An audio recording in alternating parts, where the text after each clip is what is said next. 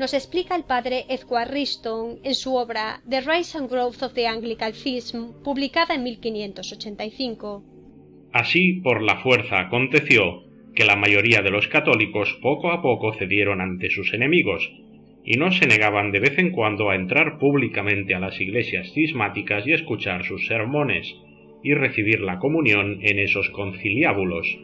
Al mismo tiempo, ellos tenían misas católicas clandestinas en sus propias casas, hechas por los mismos sacerdotes que en la iglesia celebraban públicamente la liturgia falsa, y a veces por otros que no se habían contaminado con la herejía.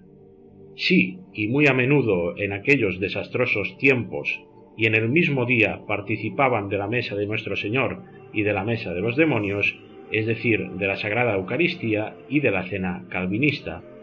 Y lo que es aún más sorprendente y triste era que a veces el mismo sacerdote que decía misa en casa, por el bien de los católicos que él sabía que deseaban los sacramentos, les llevaba hostias consagradas según el rito de la Iglesia, mientras que a otros católicos menos cuidadosos de la fe les llevaban el pan preparado según el rito herético.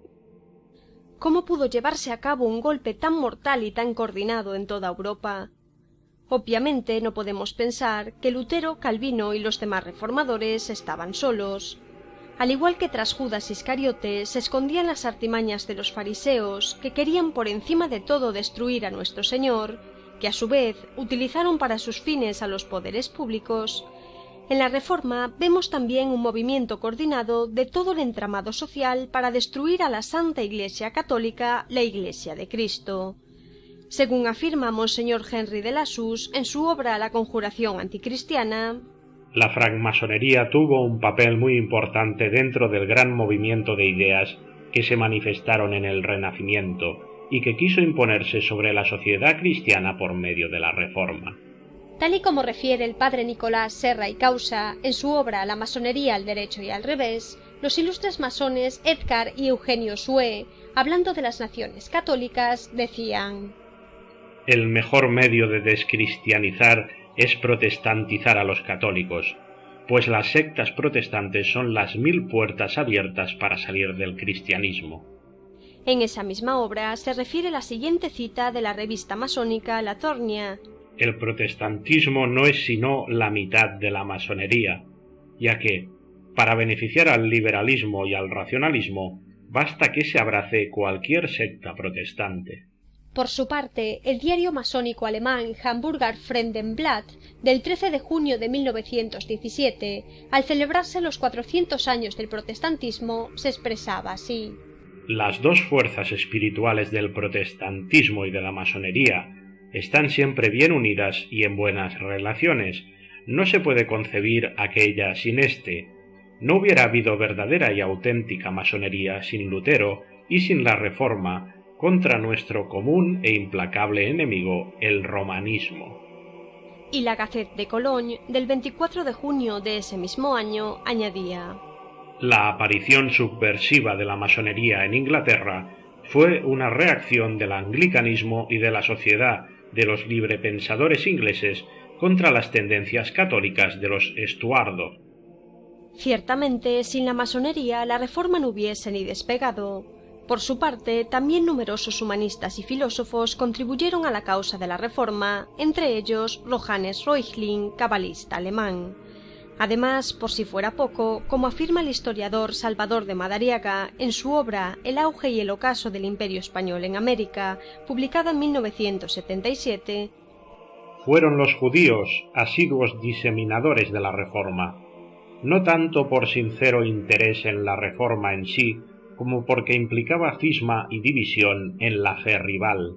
Desterrados o perseguidos, los judíos se disfrazaron de cristianos, pero siguieron fieles a la fe de su pueblo con admirable constancia. La Reforma fue para ellos maná del cielo. La fomentaron porque al hacerlo quebrantaban la fortaleza cristiana entre cuyos muros habían padecido tanto. Los conversos dieron poderoso estímulo al luteranismo desde sus primeros días. Aunque Lutero no correspondió a sus favores y fue tan antisemita como cualquier alemán, los conversos continuaron fomentando la Reforma con todas sus fuerzas. en julio del año 1521 tenían ya un fondo para imprimir las obras de Lutero en castellano. De hecho, los judíos expulsados de la España católica aprovecharon la propia Reforma para lanzar una campaña propagandística contra el único reino que se mantuvo firmemente católico, como afirma el historiador Philip Powell en su obra La leyenda negra, un invento contra España.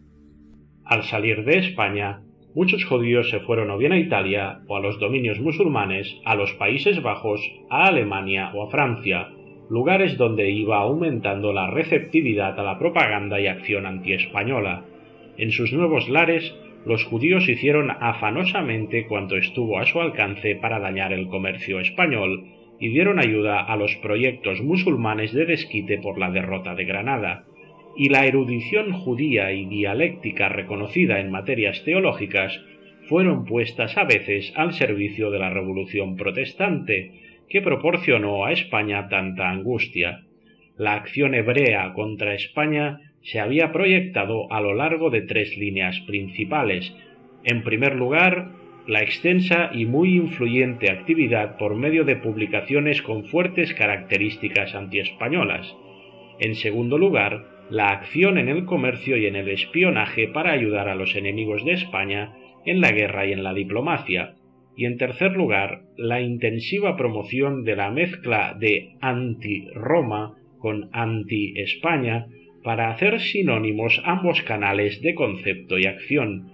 Esta última faceta no fue un monopolio judío en modo alguno, pero el sefardita tenía especiales fundamentos para ello, y la fusión del odio papista y el odio español fue altamente atractiva para los judíos. Los propios archivos y documentos oficiales de la época demuestran que toda la propaganda contra España estuvo hecha con un único fin: desprestigiar y acabar con el único reino que no fue salpicado por la herejía y que permaneció fiel a Dios y a su Santa Iglesia católica.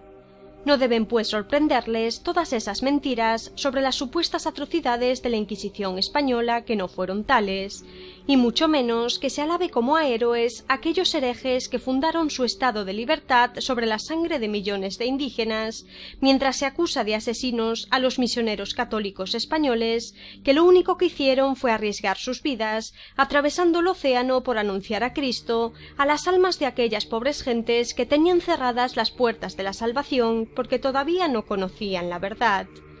Además, como escribe el historiador Haim Hillel Ben Samson, que fue profesor de la Universidad Hebrea de Jerusalén, en su obra A History of the Jewish People, la ventaja para los judíos estaría constituida por el hecho de que las sectas protestantes se volviesen hacia la Biblia como instrumento dotado de una autoridad fundamental. La aspiración de construir una sociedad cristiana mejor y un Estado más perfecto haría que varias sectas cristianas y destacados pensadores protestantes retornasen a los sistemas y los objetivos de la ley tal como se hallan expresados en el Antiguo Testamento por medio de la conducta de los jueces, los profetas y los reyes de Israel. La Biblia hebrea y el idioma hebreo pasaron así a erigirse en valores religiosos, sociales y políticos de primordial significado en la sociedad protestante y en su cultura propia.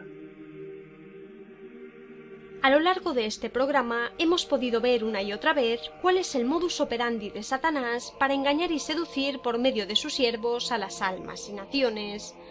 Hemos visto cómo las mentiras satánicas siempre se esconden tras el velo de una aparente buena intención, como era ese deseo de volver a la pureza de los orígenes de la fe que era común a todos los reformadores. Como hemos visto en la Reforma Protestante y como veremos en los sucesivos capítulos, ya que dicha excusa se ha empleado más veces a lo largo de la historia, esta aparente buena intención, este deseo de volver a los orígenes, no es más que la piel de cordero que cubre al lobo, que le permite entrar sin ser visto en el redil de Cristo y una vez allí matar a placer y arrastrar al infierno al mayor número de almas posible.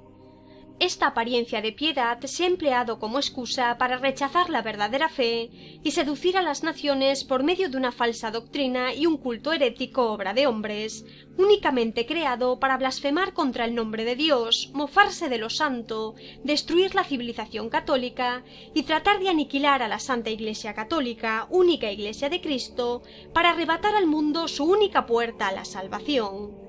Sin embargo, aún a día de hoy, siguen siendo muchos los que defienden al protestantismo por su apariencia de piedad, por aquello que aparentemente tiene de bueno. Pero ¿qué sentido tiene alabar al lobo por la piel de cordero con la que se cubre? ¿Creen que si Lutero y el resto de los reformadores tuvieran realmente buenas intenciones iban a hacer todo lo que hicieron? ¿Cómo creen que va a ser bueno algo que comenzó con una mentira y cuyos primeros frutos fueron rechazar a Dios y a todo lo santo, envolver a media Europa en guerras y persecución violenta y arrastrar a infinidad de almas al infierno? Y siendo esta la naturaleza de la raíz protestante, ¿cómo esperan que sean sus frutos? Entiendan de una vez que el protestantismo se ha creado únicamente para destruir, y mientras sus herejías sigan difundiéndose por el mundo, seguirá destruyendo y perdiendo almas. Así que, por favor, protéjanse contra su veneno y recen para que todos los que ya han sido engañados puedan un día abrir sus ojos y volver al único puerto de salvación que es la Santa Iglesia Católica. Desgraciadamente veremos en capítulos siguientes cómo tras el Concilio Vaticano II todos estos enemigos de la fe pasarán a ser vistos con buenos ojos y considerados hermanos separados, valorándose todo lo bueno que presenta su fe, si es que se puede llamar así a esa sarta de mentiras. Concluimos pues este capítulo con las palabras del apóstol San Juan. Hijos míos, es la última hora. Habéis oído que iba a venir un anticristo. Pues bien, muchos anticristos han aparecido, por lo cual nos damos cuenta que es ya la última hora. Salieron de entre nosotros, pero no eran de los nuestros. Si hubiesen sido de los nuestros, habrían permanecido con nosotros. Pero sucedió así, para poner de manifiesto que no todos son de los nuestros. Primera carta del apóstol San Juan, capítulo 2, versículos 18 y 19. Todo el que se excede y no permanece en la doctrina de Cristo no posee a Dios. El que permanece en la doctrina, ese posee al Padre y al Hijo. Si alguno viene a vosotros y no es portador de esta doctrina, no le recibáis en casa ni le saludéis, pues el que le saluda se hace solidario de sus malas obras. Segunda carta del apóstol San Juan, capítulo 1, versículos del 9 al 11. Tras la Reforma protestante, el panorama para las almas y la Europa católica era desolador. Los musulmanes estrechando cada vez más sus fronteras, los protestantes alzando revoluciones políticas y violentas por doquier.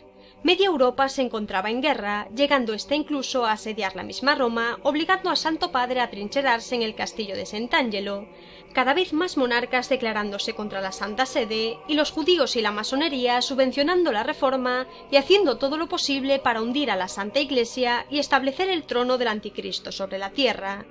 ¿Qué esperanzas le quedaban a la Santa Iglesia Católica en medio de todo esto? ¿Qué podía hacer para sobrevivir en medio de tanta maldad? Todo esto y mucho más en el capítulo siguiente. Somos Sanguis et Aqua, que la paz y sobre todo la verdad de Cristo estén con todos ustedes.